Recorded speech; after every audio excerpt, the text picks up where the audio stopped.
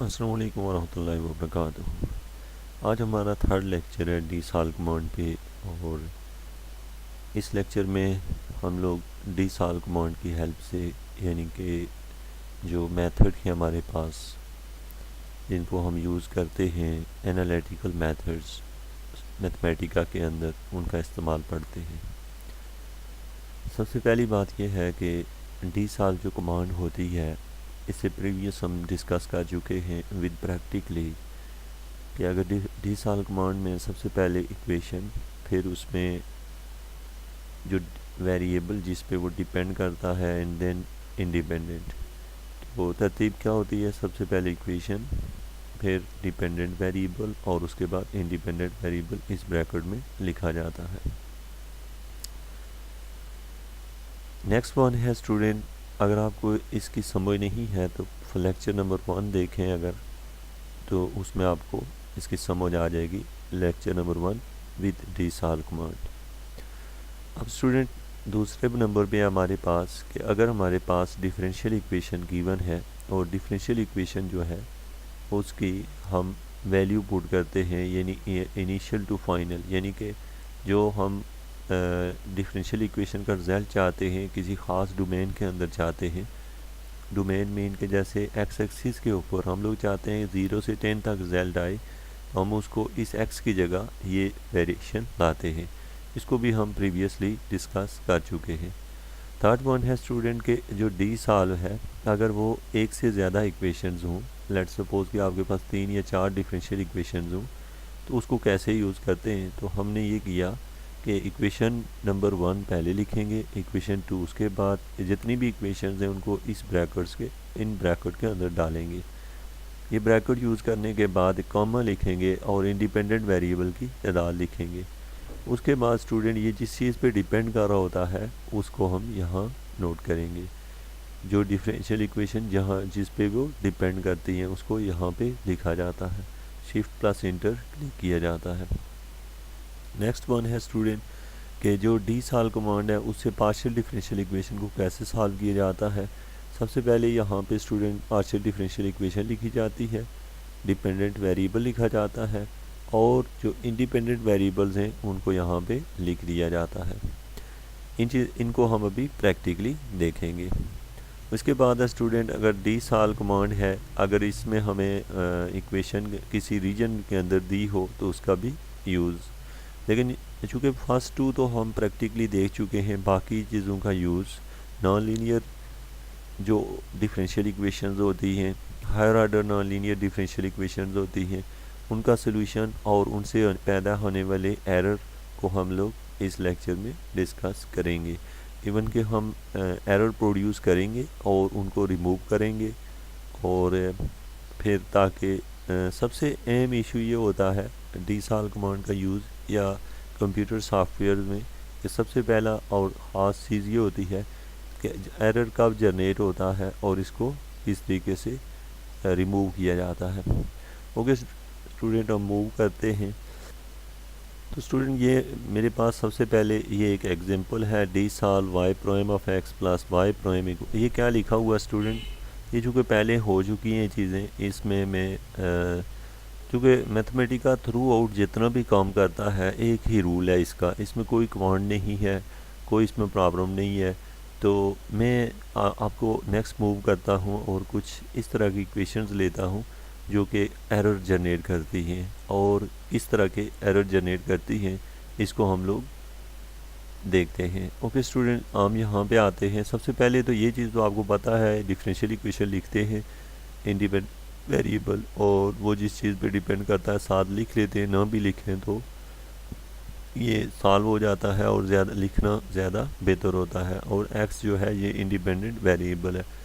अच्छा student, independent variable से ये मुराद होती है कि नीचे जो होता है ना d y over d x जैसे लिखा हुआ है इस तरीके से। अच्छा, इस लेक्चर की आपको समझ ज़रूर आएगी जब हम नेक्स्ट थोड़ा सा मूव करेंगे, जो मैं आपको प्रैक्टिकल कुछ दिखाऊंगा। लेकिन कुछ चीज़ों को आप माइंड में रखें, जैसे कि यहाँ पे ये लिखा गया है, अगर हम डिफरेंशियल इक्वेशन को सॉल्व करते हैं, लेट्स सपोज आप देख रहे हैं यहाँ पे ये डिफरेंशियल इक्वेशन है, लिखा गया है fully simplify y double prime of x plus y x whole square backslash dot, ये सिंबल डाला गया।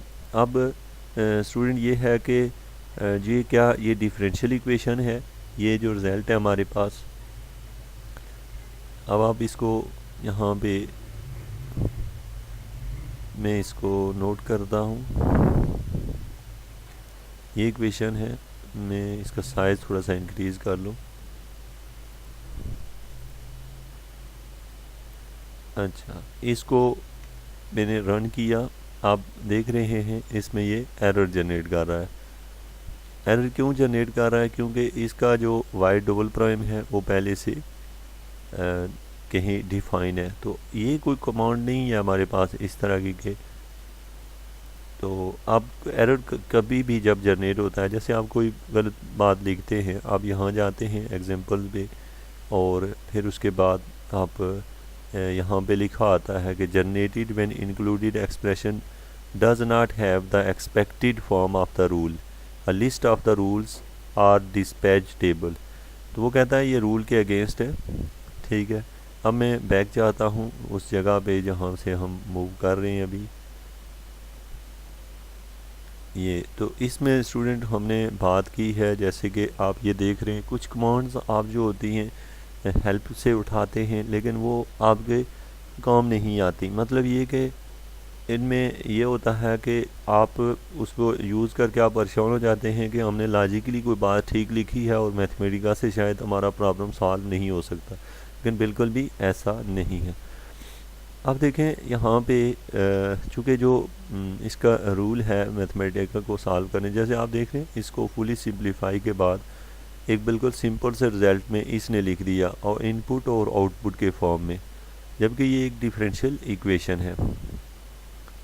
अब स्टूडेंट यहाँ पे मैं सबसे पहले जो है कुछ मज़ीद डिस्कशन की तरफ जाता हूँ। तो कुछ बेसिक यूजेस हैं। अब देखें ये डिफरेंशियल इक्वेशन है, इसका सॉल्यूशन ये लिखा हुआ है। अब यहाँ पे इस एग्जांपल को लेने का क्या मकसद है उसको देखिएगा। मकसद ये है कि ये जो लिखा हुआ है, ये लिखा है dy over dx equal to 3dy/dx, और ये आपका है जी। तो सबसे पहली बात ये कि इस एग्जांपल के अंदर जब हम इसको सॉल्व करते हैं तो आपको पता है कि ये हमें पार्टिकुलर सॉल्यूशन मिलता है। जब हमें इसका रिजल्ट मिलता है तो वो जनरल फॉर्म में मिला है। मीन ये इसमें इसमें क्या है, एक कांस्टेंट इन्वॉल्व है। तो ऐसे इक्वेशन में से कांस्टेंट जब रिमूव करते हैं तो आप देखें कि इसी इक्वेशन में ये देखें ये अब इसमें हमने क्या लिख लिया, इसका पार्टिकल के लिए इसकी इनिशियल कंडीशन को साथ डिफाइन कर लिया। स्टूडेंट अगर आप इस चीज़ को ग्राफिकली ड्रा करें तो ये ड्रा नहीं होता, और आप अक्सर परेशान होते हैं कि हमारा ग्राफ ड्रा नहीं हुआ, क्योंकि आपकी जो इनिशियल कंडीशंस होती हैं वो आप यहाँ पे पुट नहीं करते, या फिर अगर इनिशियल कंडीशन पुट करते हैं तो उसमें एरर जनरेट करते हैं, जो कि मैं आपको 1 बाय 1 बताऊँगा। नेक्स्ट वन है स्टूडेंट, और भी इसने जैसे कि इसने ये कहा है इस एग्जांपल में कि कोई अगर डिफरेंशियल इक्वेशन हो, उस डिफरेंशियल इक्वेशन को जब सॉल्व करोगे तो उसका आंसर जबकि इसमें आता है इस सॉल्यूशन में, कौन सा सॉल्यूशन है ये हमारे पास, उसमें जब सी आ जाता है जनरल सॉल्यूशन की फॉर्म में आता है, तो अब हम उसको किस तरीके से ड्रा कर सकते हैं। हम लिखते हैं y ऑफ x और जो सॉल्यूशन है उसमें c की वैल्यू ये पुट कर देंगे, c की value c of 1 approaches to 2, और बाकी जो है ना सारी चीज़ें अब इसमें जो जो कांस्टेंट इन्वॉल्व हैं उनकी वैल्यू रखेंगे, रिज़ल्ट हमारे पास आ जाएगा। यहाँ पे कुछ आपके जहन में क्वेश्चन होने चाहिए। नंबर 1 कि ये सिंगल इक्वेशन है, 2 प्लॉट है, ऐसा कैसे है। तो स्टूडेंट देखें y ऑफ x जो ये जो रिज़ल्ट आएगा, आई मीन इसको सॉल्व करके जो आंसर निकला है उसका सॉल्यूशन में ले रहा हूँ। एक तो c1 की वैल्यू 2 रख के, फिर दोबारा से c1 की वैल्यू 3 रख के, इवन कि आप यहाँ c1 की वैल्यू चेंज करते जाएं आपके सॉल्यूशन बदलते जाएंगे। इस तरीके से आप सॉल्यूशन को चेंज कर सकते हैं।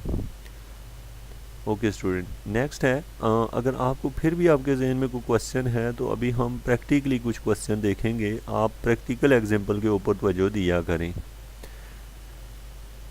यहाँ पे भी स्टूडेंट वैसे ही है हमारे पास।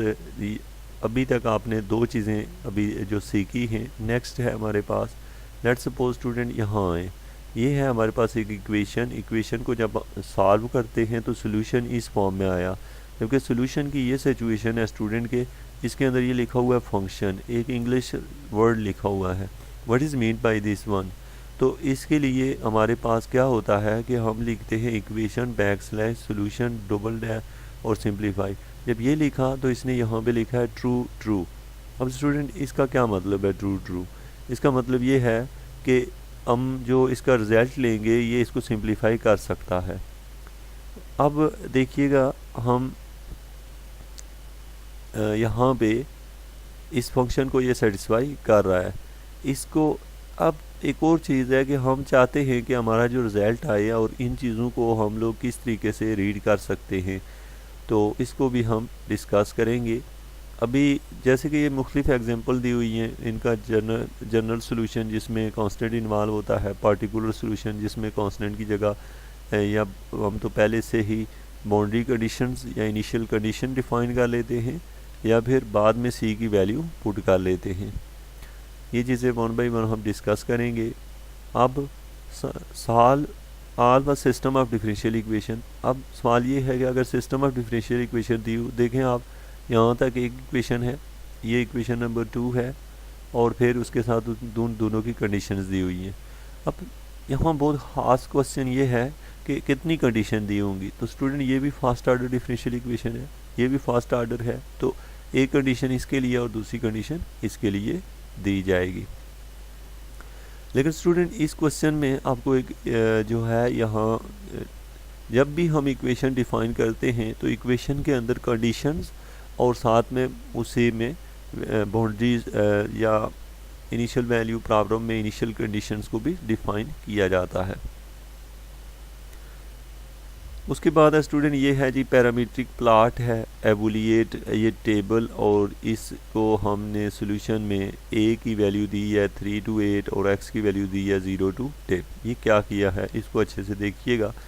ओके, मैं मूव करता हूँ। जैसे कि आप देख रहे हैं ये एक इक्वेशन है। इस इक्वेशन में आप लोगों ने देखा कि इसका सॉल्यूशन ये आ रहा है, लेकिन हम पैरामीट्रिक प्लॉट इसको क्यों कह रहे हैं?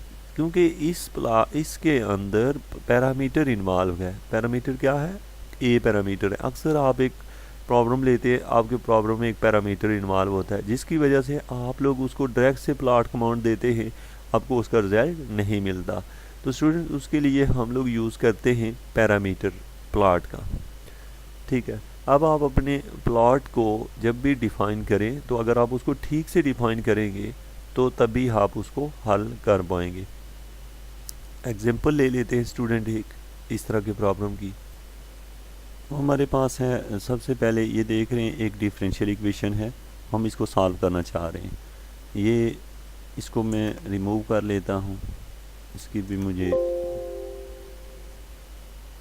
इसको सिलेक्ट कर लें, इसको यहाँ से काट या डिलीट कर लेते हैं। यहाँ से ये इक्वेशन लिखना चाह रहा हूँ मैं। सबसे पहले यहाँ पे मैं इसका कुछ नाम रख लेता हूँ। मैं रख लेता हूँ जी EQ1 इक्वल टू, मैंने लिखना है जी M, लेकिन उसके लिए सबसे पहले मैं ठीक है यहाँ मैं लिखता हूँ M लिखा। M लिखने के बाद मुझे सेकंड डेरिवेटिव डालना है। तो सेकंड डेरिवेटिव किसका है स्टूडेंट? ये x का है। तो मैं यहाँ लिखूँगा x डबल प्राइम, उसके बाद ये ब्रैकेट डाली है और x किस चीज़ का फंक्शन है, यहाँ पे t का है, ब्रैकेट क्लोज कर ली। फिर इसके बाद जो इक्वल टू दूसरी साइड पे लिखा है, इस साइड पे आगे ये प्लस हो जाएगा और फिर लिखना है मुझे यहाँ पे k और उसके साथ लिखना है x, और ये जो है स्टूडेंट इक्वल टू 0। अब मुझे यहाँ पे जो मैंने ये लिखी है इक्वेशन, इसको देख के ये लिखी है। अब इसमें स्टूडेंट्स कुछ मिस्टेक्स हैं इक्वेशन में। क्या है? सबसे पहली बात ये कि आप अगर m और x को एक साथ रखेंगे तो मैथमेटिका यही समझेगा कि हमने इक्वेशन जो है वो क्या की है, ये m और x एक ही कोई चीज़ है, लेकिन ऐसा नहीं है। हम इसको मल्टीप्लाई डाल लेते हैं और यहाँ पे मल्टीप्लाई साइन, बाकी हमने इक्वेशन को हमने यहाँ पे लिख लिया है। अब स्टूडेंट हमारे पास ये जो इक्वेशन लिखी हुई है, इस इक्वेशन को हम लोग क्या करेंगे, हमने इसको सॉल्व करना चाह रहे हैं डी सॉल्व कमांड से, राइट। अब देखें यहाँ पे है डी, उसके बाद एस कैपिटल और डी सॉल्व लिखा, फिर यहाँ पे हम लिखते हैं स्क्वायर ब्रैकेट का यूज़ किया और फिर क्या हल करना चाह रहे हैं, इक्वेशन जो भी ऊपर लिखा हो वो लिखें, कॉमा डाल के इसमें जो हमारे पास डिपेंडेंट वेरिएबल है वो है x और जो इंडिपेंडेंट वेरिएबल है वो है t। आपने ब्रैकेट क्लोज की, अब इसको रन करेंगे आप तो यहाँ पे देखें हमारे पास ये एक एरर जनरेट कर रहा है, ठीक है। अब यहाँ पे इस एरर को हमने रिमूव करना है, आइए इसको देखते हैं। सबसे पहले ये क्लिक किया डी सॉल्व, ये देखें the message is generated when indicated function occur in an equation and no arguments are given for the function. अब देखें यहाँ पे हम एक एग्जांपल लेते हैं, जैसे कि हम लोग देख रहे हैं जी, ये लिखता है f prime is equal to f of zero is equal to this f of x into x. अब यहाँ पे देखें तो जैसे ये इक्वेशन दी गई है, अब इसमें ये एरर जनरेट हो रहा है जो अभी हमारा जनरेट हुआ है। अब इसको देखें उसके प्रॉब्लम को ये किस तरीके से हैंडल करता है, वो यहाँ पे आप गौर करें तो इक्वेशन में x मिसिंग है कि ये जो एफ प्राइम है ये x पे डिपेंड करता है।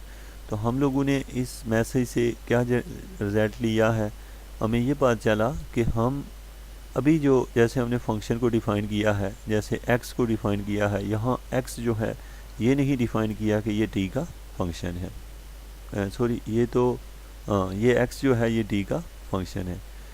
अब देखिए स्टूडेंट, आपने ये देखा कि इस एरर की वजह से आपका रिज़ल्ट जो है वो, अब देखें इसका ये रिज़ल्ट निकला है, इस इक्वेशन को सॉल्व किया, रिज़ल्ट इस फॉर्म में आ गया। अब यहाँ पे जो हम प्रीवियस प्रॉब्लम पे थे और हमें मसला क्या है कि जिसको हम सॉल्व करना चाह रहे हैं। ओके स्टूडेंट, आपने देखा कि इस डिफरेंशियल इक्वेशन को सॉल्व किया। अब प्रॉब्लम ये है कि इस डिफरेंशियल इक्वेशन का आपने रिज़ल्ट तो देख लिया, मैं इसको रिमूव कर देता हूँ।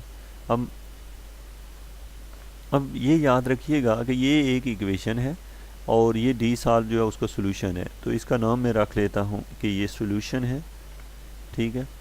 और अब मैथमेटिका को खुद उसके इस बात का पता है और इस वक्त इस सॉफ्टवेयर में ये कि ये जो सोल्यूशन है यानी जो इसका आंसर आता है वो इसके अंदर सेव हो गया, सोल्यूशन के अंदर सेव है। अब मैं ये चाहता हूँ कि प्लॉट कमांड की मदद से मैं इसको प्लॉट करूँ। अब स्टूडेंट मैं लिखता हूँ कि प्लॉट स्क्वायर ब्रैकेट, जब भी कोई फंक्शन अप्लाई करते हैं तो स्क्वायर ब्रैकेट का यूज़ करते हैं। जैसे प्लॉट एक कमांड है, डी सॉल्व एक कमांड है, इसलिए हमने ब्रैकेट का यूज़ किया, प्लॉट लिखा। और अब यहाँ पे हम प्लॉट किस चीज़ को करना चाह रहे हैं, इक्वेशन 1 को, तो हमने लिखा EQ1।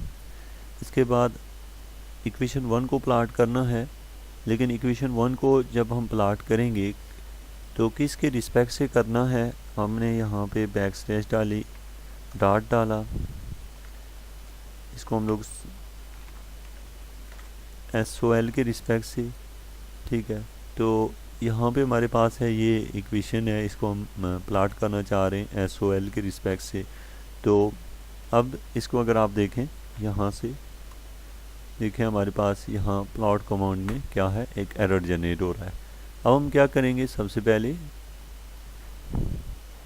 इसको आप यहाँ पे एरर को ये देखें, हमारे पास जो एरर दिया गया है वो हमें क्या बताया जा रहा है कि प्लॉट कमांड के अंदर जब आप फंक्शन लिखें तो जो कहाँ तक आप उसको प्लॉट करना चाहते हैं वो उसको वैल्यू दें। अब यहाँ पे देखें जैसे कि प्लॉट कमांड में इक्वेशन 1 को अब हमने यहाँ पे क्या करना है, इसके ब्रैकेट डाली, ये डाल ली है। इस ब्रैकेट के अंदर हमने वैल्यू देनी है किस चीज़ को, यहाँ पे क्योंकि इंडिपेंडेंट वेरिएबल जो है वो t है, t को वैल्यू देंगे। हम चाहते हैं 0 से लेके कहाँ तक जाना चाहते हैं, सपोज 12 तक। ब्रैकेट को क्लोज कर लिया। अब आप देखें तो आपको एक डिफरेंट टाइप का एरर दिखाई दे रहा है। इसको मैं यहाँ से रिमूव कर लेता हूँ। अब आप इस कमांड को तो हम हटा ही देते हैं क्योंकि ये तो आपने देख लिया इसमें क्या प्रॉब्लम है। ये तो अब देखें हमारे पास ये जो इक्वेशन है इसका ये प्लॉट क्यों नहीं आ रहा। रिज़ल्ट देखें ब्लैंक आपको मिलेगा। यहाँ पे आप इसकी इस चीज़ को रिज़ल्ट को ज़रूर मैं आपको पढ़ना सिखा देता हूँ ताकि ये हो कि ये जो एरर जनरेट होता है हम इसको किस तरीके से रिमूव करते हैं। इससे पहले भी हम पिछली 2 वीडियो में इसको रिमूव कर चुके हैं। रीज़न कुछ आप में से जानते होंगे कि अभी क्या प्रॉब्लम है, लेकिन ये देखें ये इसने लिखा है कि रिप्लेस ऑल, मीन ये कि ये जो नीचे दिया गया है इसको जिससे हम इसको रिप्लेस कर रहे हैं, SOL is neither a list of the replacement rule. ये जो रिप्लेसमेंट रूल में नहीं आता ये, ठीक है, इसमें एक्स्ट्रा स्पेस है या ये। अब देखें यहाँ पे and nor are a valid dispatch table and so can not be used for replacing. तो इसको हम रिप्लेसिंग के तौर पे यूज़ नहीं कर सकते। तो स्टूडेंट अब आपका जहन में ये सवाल है हमें कैसे पता चलेगा कि ये यूज़ के काबिल नहीं है।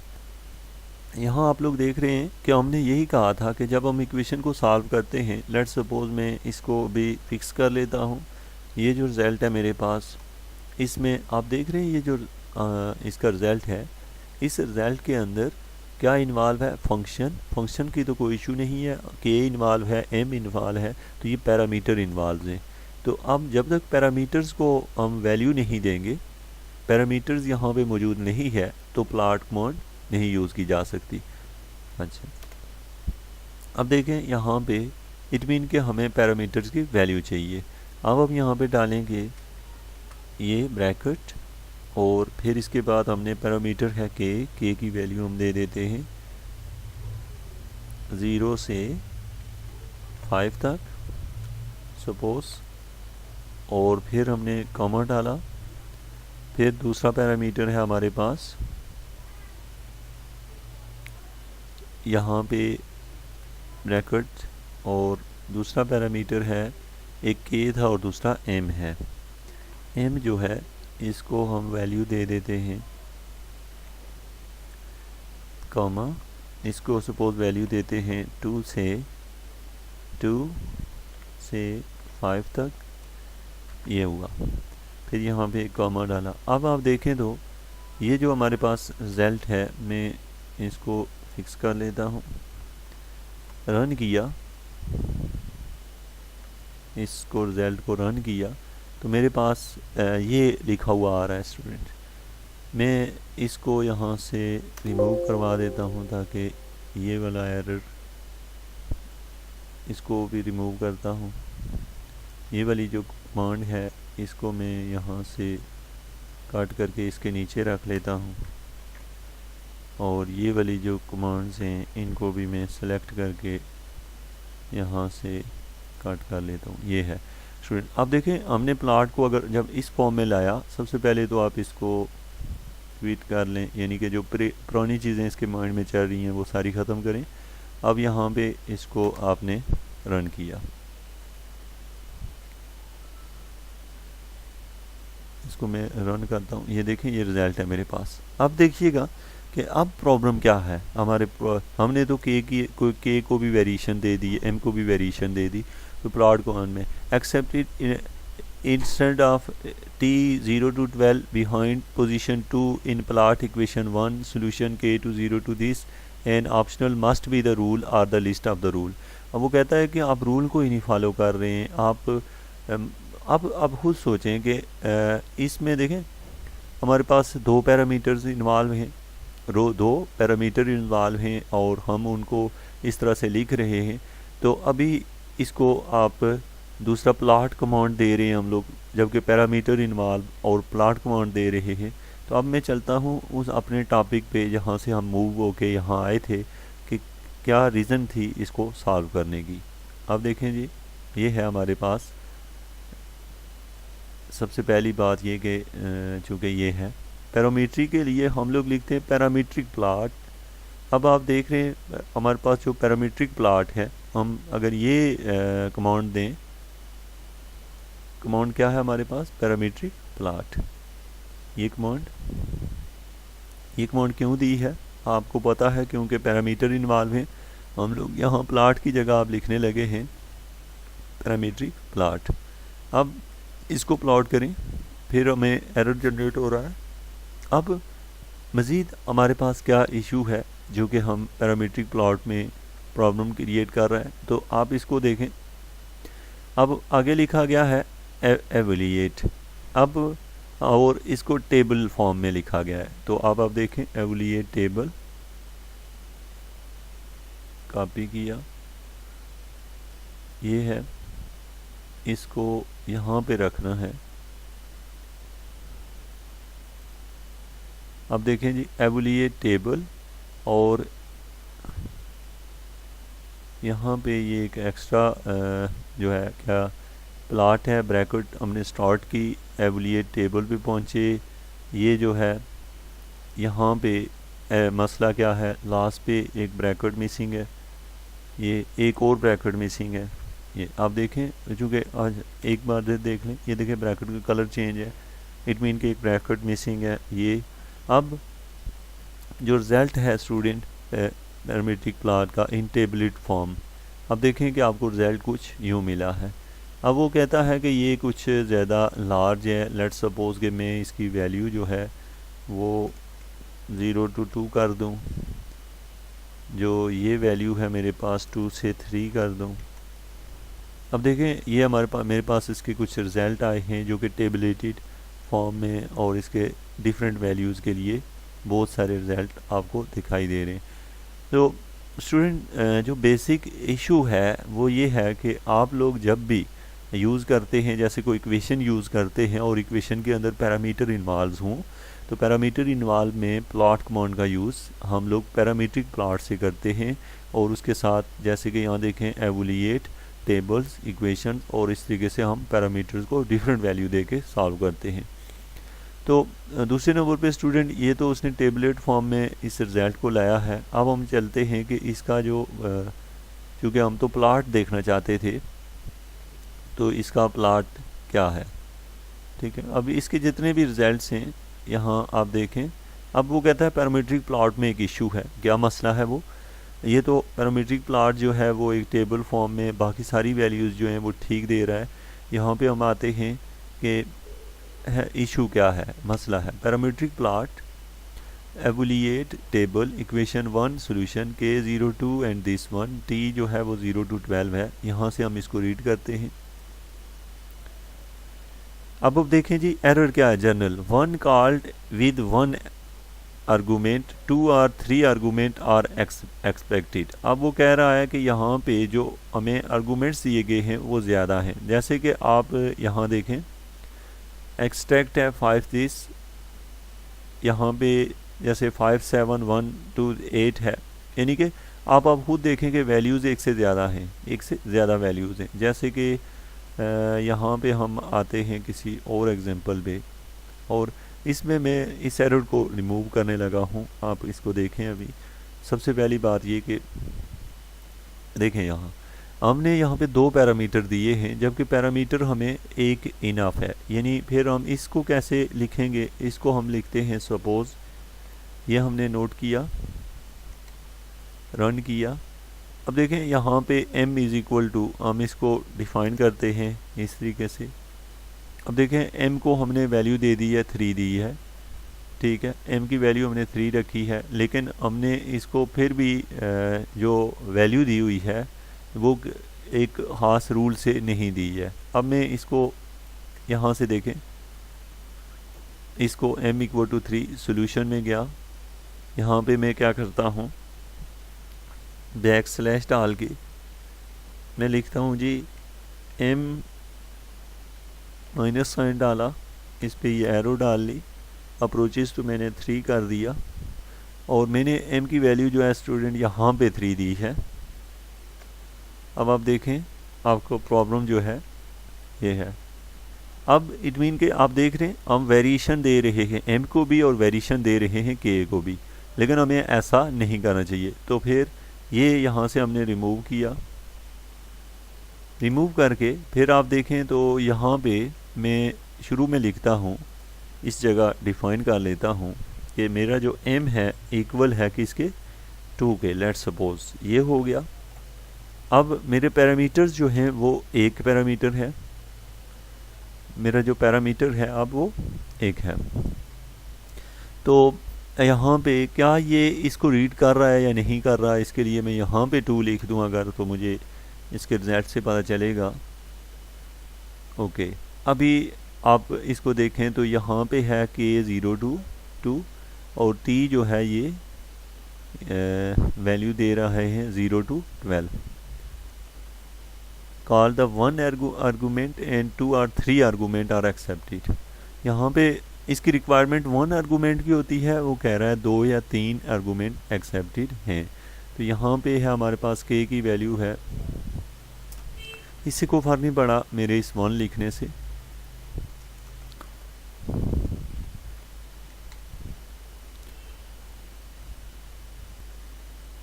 तो इसमें हमारे पास जो रिज़ल्ट है, जैसे कि अभी हमने यहाँ पे इस कमांड का यूज़ किया, पैरामीट्रिक प्लॉट एवोल्यूएट, यहाँ पे टेबल लिखा हमने।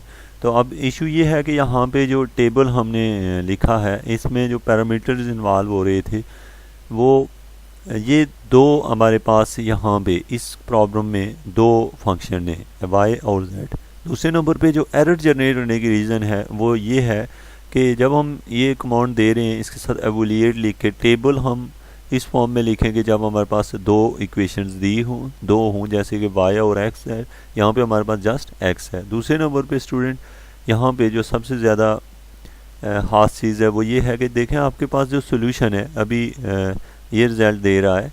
तो अगर हम लोग इसकी जगह यहाँ पे इसका सोल्यूशन चेक करें तो इसका रिज़ल्ट देखें आप, ये है और इस रिज़ल्ट में कांस्टेंट इन्वॉल्व है।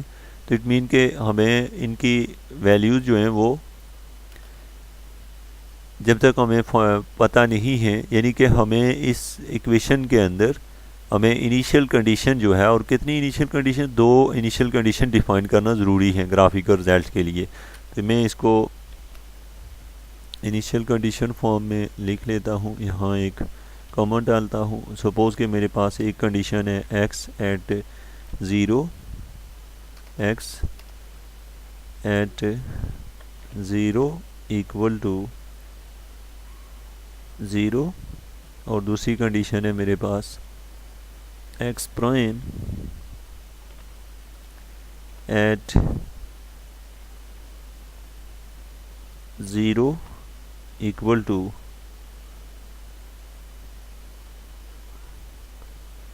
यहाँ पे चूँकि पहले से एक 0 लिखा है और ये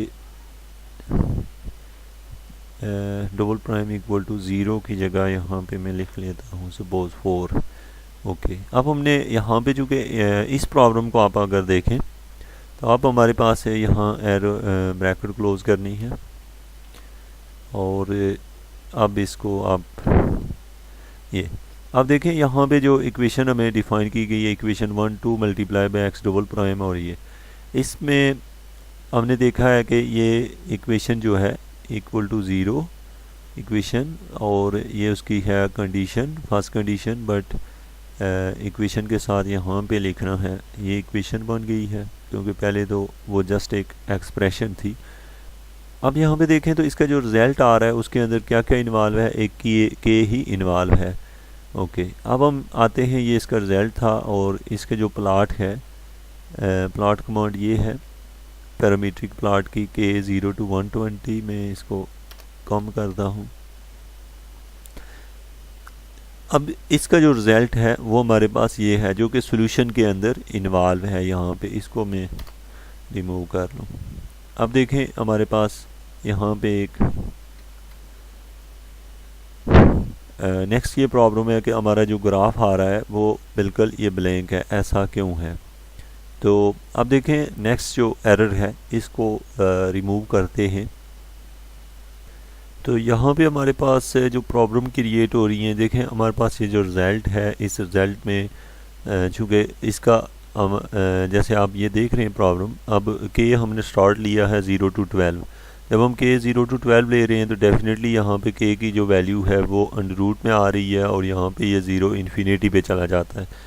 तो यहाँ पे अगर लेट्स सपोज हम स्टार्ट लेते हैं अभी 1 से ना, ये हमारे पास इसमें चूँकि जो रिज़ल्ट है वो मैं इसका स्टार्ट लेता हूँ 5 से, फिर भी मेरे पास ये चूँकि ग्राफ के अंदर ये रिज़ल्ट जो कि हमने इनिशियल कंडीशन डिफ़ाइन की है वो इस पे नहीं आ रही।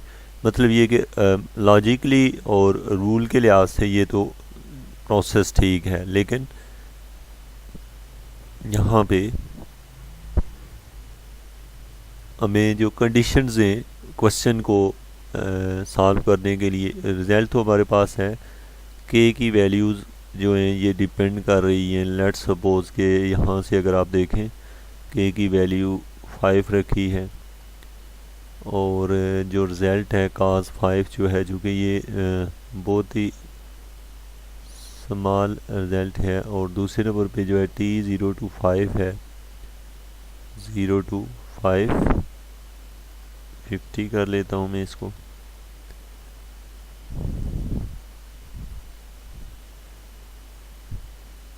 अब मैं के को वेरिएशन दूँ 50 से 120।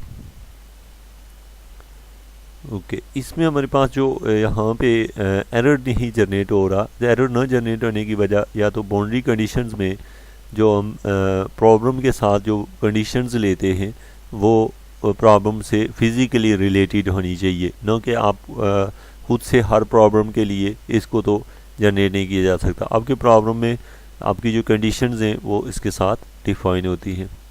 ये हम ये देखना चाह रहे थे कि पैरामीट्रिक प्लाट यानी कि ऐसा प्लाट जिसमें अंदर पैरामीटर इन्वॉल्व हो, उसको हम लोग किस तरह यूज़ में लाते हैं। अब मैं इसको यहाँ पे के को डिफाइन करता हूँ बैकस्लैश, और के जो है ये अप्रोच कर रहा है 2 को, अप्रोच इज 2 और इसको मैं यहाँ से हटा देता हूँ। और फिर जब मैं इसका इस्तेमाल करूँगा तो यहाँ से मुझे पैरामीट्रिक प्लाट भी, क्योंकि मैंने के को वेरिएशन दे दी है और इसका भी मैंने यूज़ छोड़ दिया है, तो यहाँ पे देखें कि ये ब्रैकेट का मिस यूज़ किया है।